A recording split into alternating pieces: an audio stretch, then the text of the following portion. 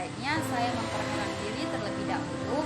Perkenalkan, nama saya Sentrina Yanti Pasaribu, NPM 21091028 kelas A Prodi PGSD, dosen pengampu Dian Nuransari, SPD MPD Universitas Katolik Santo Thomas.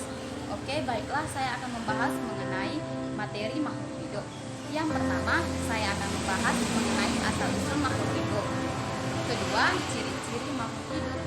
Dan yang ketiga, organisasi kehidupan.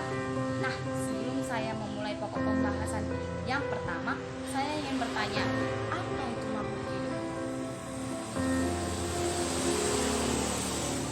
Ya, betul sekali. Makhluk hidup adalah makhluk ciptaan Tuhan yang memiliki ciri-ciri.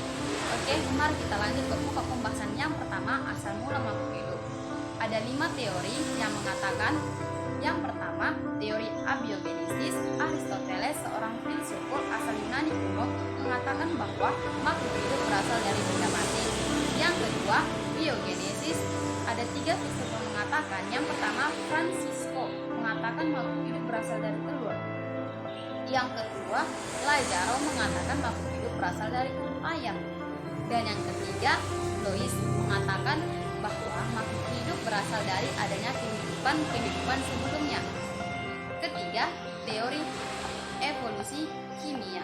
Stanley mengatakan bahwa makhluk hidup berasal dari akibat adanya percobaan yang meniru atmosfer bumi akibat dari campuran gas-gas reaksi kimia. Dan yang keempat, teori transferma mengatakan bahwa makhluk hidup berasal karena adanya bumi-bumi luar angkasa. Dan yang terakhir atau yang kelima adalah teori penciptaan yang bersumber dari agama, kepercayaan yang kebenarannya tidak dari ilmiah, melainkan datangnya dari Tuhan dan kepercayaan yang dianut. Gitu teman-teman. Lanjut ke pembahasan yang kedua, yaitu ciri-ciri makhluk hidup. Ada 5 ciri-ciri makhluk hidup. Yang pertama, makhluk hidup bisa bernafas. Yang kedua, makhluk hidup tumbuh dan berkembang. Dan yang ketiga, makhluk hidup berkembang biak. Keempat, makhluk hidup dapat makan dan minum. Dan yang terakhir atau yang kelima, makhluk hidup dapat menerima rangsangan. Seperti itu ya teman-teman, ciri-ciri makhluk hidup. Baiklah, mari kita lanjut ke pembahasan terakhir, yaitu sistem organisasi kehidupan. Makhluk hidup dibentuk atau disusun oleh sistem, yaitu yang pertama, sel. Sel adalah sekumpulan unit paling kecil yang ada pada makhluk hidup. Kedua, jaringan adalah sekumpulan sel yang memiliki bentuk dan fungsi yang sama. Ketiga, organ. Organ dibangun oleh beberapa jaringan yang sama melakukan fungsi dan tugas tertentu.